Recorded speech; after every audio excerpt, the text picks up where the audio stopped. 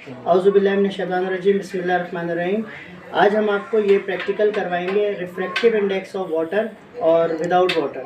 ये practical class matric में भी मौजूद है, जो न्यू फर्स्ट ईयर से प्रैक्टिकल शिफ्ट हुआ है, और क्लास फर्स्ट ईयर का भी मौजूद है। तो आप फर्स्ट ईयर वाले भी और आप मैट्रिक वाले भी, ये आप लोगों का प्रैक्टिकल है।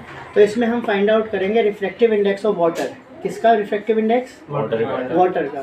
तो वाटर का रिफ्रैक्टिव इंडेक्स फाइंड आउट करेंगे। और रिफ्रैक्टिव इंडेक्स का मतलब ये होता है कि स्पीड ऑफ लाइट, जो लाइट की स्पीड है, ये हवा में मौजूद है।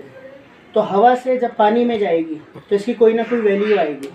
तो इसकी वैल्यू आती है 1.33।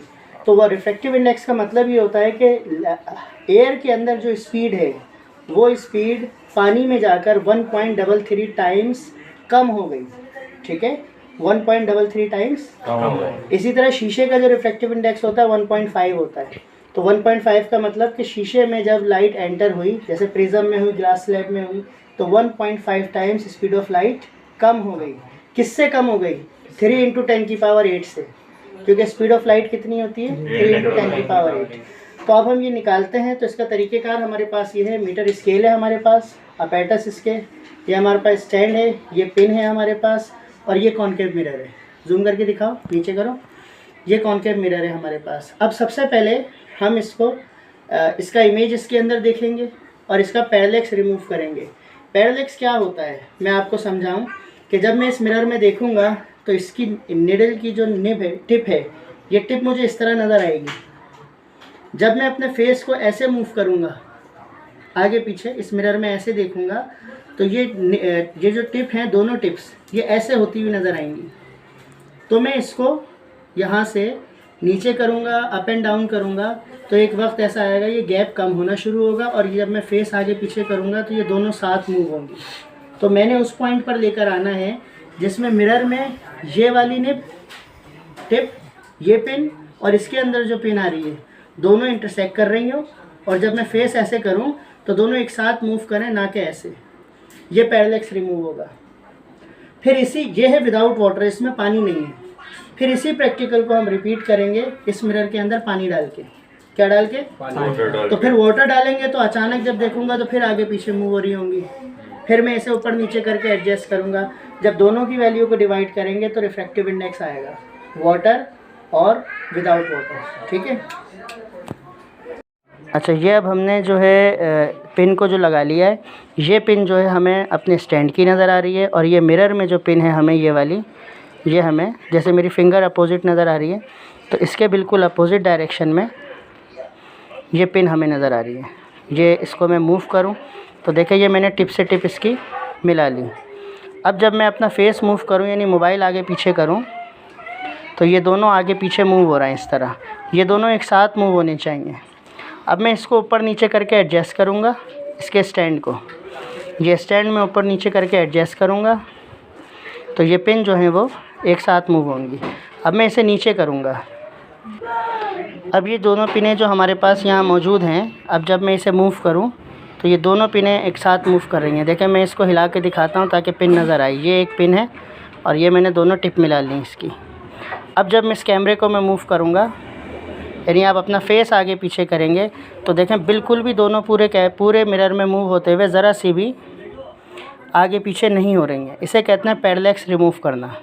अब हम इसकी हाइट मेजर कर लेंगे कि कितनी हाइट के ऊपर ये रीडिंग आई है मेरे पास। तो देखें, स्केल यूज़ करते हैं।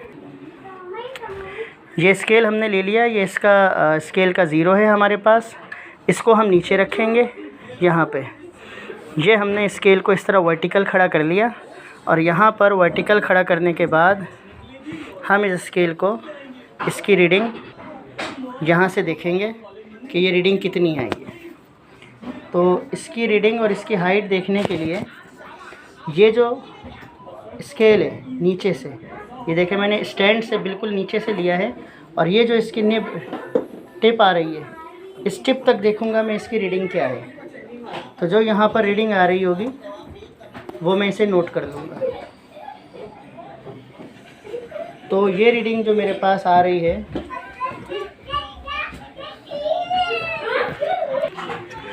अच्छा, ये हमारे पास वैल्यू है 0 से, ये ज़रा थोड़ी सी ब्लर आ रही है, लेकिन यहाँ पर जब हम इसे बिल्कुल टच करेंगे तो ये रीडिंग जो है वो 32 पे आई है।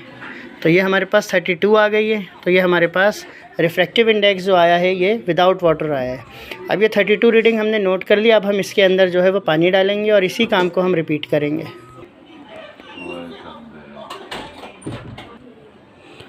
अब इसमें हम जो है इसके अंदर पानी डालते हैं, तो ये अब विद वाटर होगा। जैसे हम इसमें पानी डाल के दोबारा देखेंगे तो ये जो होगा अपनी जगह जो है वो चेंज कर चुका होगा, यानी इसका जो हमने पैडलेक्स देखा था, पैडलेक्स रिमूव हो चुका होगा। और पानी डालते हुए इस चीज़ का ख्याल रखिएगा कि पानी इसमें गिरे ना। ये आप चाहे हाथ से थोड़ा इस पानी को फैला लें, ये पूरे मिरर में पानी आ गया। अब जब दोबारा मैं आकर इसको देखूँगा तो देखें ये पिन्स जो हैं अब ये आगे पीछे मूव हो रही हैं और इसका पैडलेक्स जो है ख़राब हो चुका है। ये पिन नज़र आ रही है और ये वाली हमारी पिन और ये जो अंदर नज़र आ रही है, ये दोनों पिन जो हैं वो आगे पीछे मूव हो रही हैं। अब मैं इसको दोबारा नीचे करूँगा। ज़्यादातर ऐसा होता है कि जब आप इसे नीचे करेंगे तो आपकी वैल्यू एडजस्ट होगी।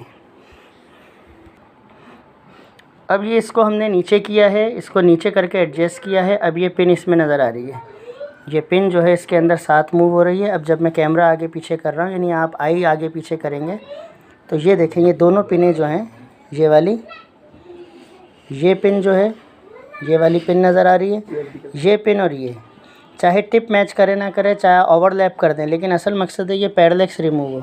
कि ये जो है दोनों साथ मूव हो रही हैं। ये पैडलेक्स रिमूव हो गया। तो अब इसकी भी जो है हम हाइट ले लेंगे स्केल की मदद से। अब ये अगेन स्केल को यहाँ रखेंगे कि यहाँ पर हमने स्केल को रख लिया और एहतियात से पानी ना गिरे। और अब इसकी अगेन जब मैं हाइट देखूँगा तो अब इसकी हाइट अप्रॉक्सीमेट जो आ रही है मेरे पास, ये इसको ऐसे क्रॉस करूँगा और टेढ़ा करके यहाँ ले आऊँगा। तो ये हाइट मेरे पास आ रही है 22 और 123 आ रही है। ये अभी इसमें फ़ोकस नहीं हो पा रहा, ये 23 हाइट आ रही है। तो जब आप इसे देखेंगे तो ये विद वाटर जो है पानी के साथ हाइट जो है वो 23 हो गई।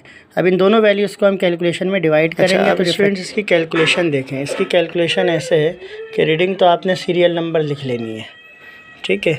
अब आपके पास जो पहला कॉलम होगा वो H1 का होगा, फिर दूसरा कॉलम जो हमारे पास बनेगा वो H2 का होगा और तीसरा कॉलम जो हमारे पास होगा वो रिफ्रैक्टिव इंडेक्स होगा H1 डिवाइडेड बाय H2। ये वैल्यूज़ हमारे पास जो हैं आ जाएंगी। अब ये कैलकुलेशन कैसे आएगी हमारी? ये जो H1 है हमारी रीडिंग जो आई है ये विदाउट वाटर आई है, ठीक है, रिफ्रैक्टिव इंडेक्स विदाउट वाटर। और ये जो हमारे पास रिफ्रैक्टिव इंडेक्स आया है ये आया है विद वाटर। तो ये है विद वाटर, ये दोनों WW हो गए, शॉर्ट फॉर्म में मैंने लिखा है। ये है विदाउट वाटर H1, ये है विद वाटर। अब देखें इसकी दो ट्रिकें।